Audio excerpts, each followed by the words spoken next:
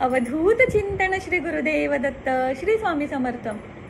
मंडळी, नवरात्र सुरू आहे आणि नवरात्राचे 9 दिवस हे देवीच्या 9 विशेष रूपांचं प्रतीक आहे। प्रत्येक दिवशी देवीच्या एका विशेष रूपाचं महत्त्व असतं आणि नवरात्रात कन्या पूजनाचं आणि कन्या भोजनाचंही एक विशेष महत्त्व असं आपल्या शास्त्रात सांगितलं आहे।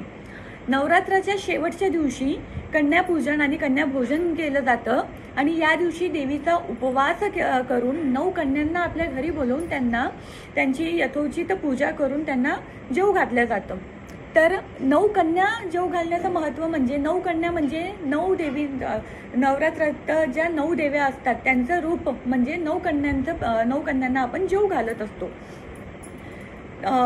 कन्यांना देवीचं रूप मानून आपण त्यांची पूजा करत असतो आणि त्यांना जेवू घालत असतो। असे मानले जाते की या दिवशी मुलींना भोजन दिल्यास घरात सुख समृद्धी व शांती नांदते। कन्यापूजन दरम्यान 9 मुली येणे आवश्यक असते। त्या मुलींचे वय 2 ते 10च्या मध्ये असायला हवे आणि जे कन्यापूजन आणि कन्या भोजन देतात त्यांच्या आयुष्यात कधीच कशाची पैशांची किंवा कशाचीच कमतरता पडत नाही, कमतरता होत नाही असं आपल्या शास्त्रात सांगितलं आहे। सोबतच कन्यापूजनाच्या सोबतच एका बालकाला सुद्धा जेवू घालण्याचं विशेष महत्त्व आहे। तो बालक म्हणजे भैरवाचं रूप असतं। पण लक्षात असू द्या, आपल्या शास्त्रात सांगितलं आहे की त्या बालकाची मौंज झालेली असली पाहिजे।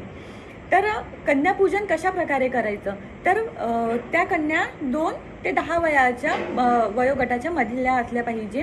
कन्यांना घरी बोलवून त्यांची पूजा करायची। प्रथम त्यांचे पाय धुवायचे, त्यानंतर पायांवर त्यांचं कुंकू लावायचं। त्या कन्यांना हळद कुंकू लावून त्यांची पूजा करायची। त्यानंतर त्यांना जेवण करायला द्यायचं। भोजनात गोडाधोडाचं भोजन असलं पाहिजे। भोजन झाल्यानंतर आपण त्यांना भेटवस्तू म्हणून एक फळ आणि सोबत भेटवस्तू म्हणून कुठलीही गोष्ट द्यायची जी त्यांना आवडेल। जसं कन्यांना आपण काही वेगळ्या गोष्टी, जसं कोणी क्लिप्स देतात, कोणी ओढणी देतात, तर अशा ज्याही छोट्या मोठ्या भेटवस्तू ज्या कन्यांना आवडेल त्या आपण भेटवस्तू द्यायच्या असते त्यांना आणि त्यांना नमस्कार करून अशा प्रकारे आपण कन्याभोज करायचं असतं। तर कोणत्या वयाच्या कन्येचे पूजन केल्याने आपल्याला कुठला लाभ मिळतो हे मी तुम्हाला सांगणार आहे। 2 वर्षाची कन्या ही कुमारिका असते, हिचे पूजन केल्याने दारिद्र्य दूर होते। 3 वर्षांची कन्या ही त्रिमूर्ती रूपात असून हिचे पूजन केल्याने सुख आणि समृद्धी नांदते। 6 वर्षाची कन्या ही कलिका रूपात असते, हिचे पूजन केल्याने राजयोग प्राप्त होतो। 7 वर्षाची कन्या ही चंडिका रूपात असते आणि हिचे पूजन केल्याने ऐश्वर्य प्रदान होते। 8 वर्षाची कन्या ही शांभवी रूपात असते आणि हिचे पूजन केल्याने विजयाची प्राप्ती होते। 9 वर्षांची कन्या ही दुर्गा रूपात असते व हिचे पूजन केल्याने शत्रूंचा नाश होतो। 10 वर्षांची कन्या ही सुभद्रा रूपात असते व हिचे पूजन केल्याने भक्तांचे सर्व मनोरथ पूर्ण होतो।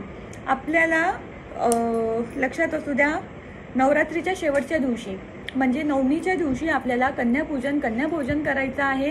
तर ज्यांच्या घरी घटाची स्थापना झाली असेल किंवा नसेलही झाली तर तेही लोक या दिवशी कन्या भोजन करू शकतात। अपेक्षा करते की हा व्हिडिओ तुम्हाला आवडला असेल आणि माहिती तुमच्यासाठी उपयुक्त ठरली असेल। अशाच नवीन व्हिडिओसाठी चॅनलला लाईक करा, सबस्क्राईब करा, व्हिडिओ आवडला असेल तर शेअर करा। धन्यवाद। भिवू नको, स्वामी पाठीशी आहे।